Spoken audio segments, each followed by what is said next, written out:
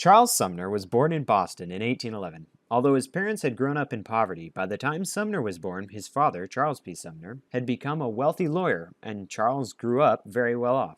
His abolitionist father taught him of the evils of slavery and instilled strong moral and religious values in his son.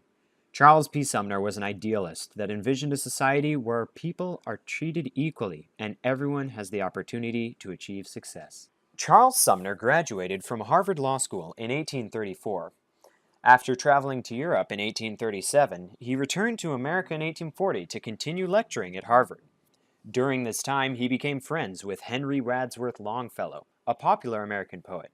As he gained popularity, he was admitted into the American Antiquarian Society and gave many speeches on topics such as the Mexican-American War, which he was strongly against. Longfellow said that he gave speeches like a cannoneer ramming down cartridges. Sumner was a pioneer for civil rights in an age where slavery was still legal. In Roberts v. Boston, he argued against segregation, saying that segregation led to poor conditions for blacks and harmed them psychologically and socially. Although he lost, this case broke ground for future civil rights successes, such as Brown v. Board of Education. Some other reforms that Sumner pushed were reforms for the school system and prisons. Gaining more recognition for his strong view on reform and slavery, Sumner eventually helped start the Free Soil Party and was elected by a one-vote majority to the U.S. Senate in 1851. In the Senate, Sumner became known for his strong opposition of pro-slavery ideas and bills, such as the Fugitive Slave Act and Compromise of 1850. Sumner refused to compromise on the issues he felt so passionate about, and spoke for hours on end attacking slavery. During the Bleeding Kansas crisis, Sumner spoke strongly against the corruption that caused Kansas to become a slave state, and stated that the ultimate goal of Southerners was to spread slavery to all of the states. He attacked Stephen Douglas and Andrew Butler, authors of the Kansas-Nebraska Act, very viciously. This enraged Southern Democrats and especially enraged Preston Brooks. Representative Preston Brooks was a Southern Democrat that was pro-slavery.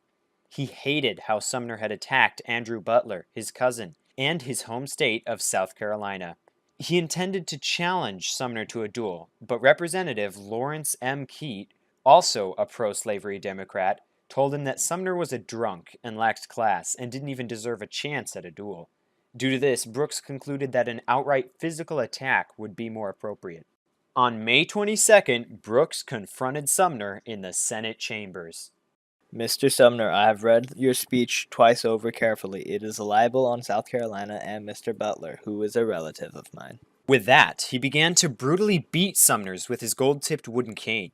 He beat him viciously until Sumner was lying on the ground covered in blood.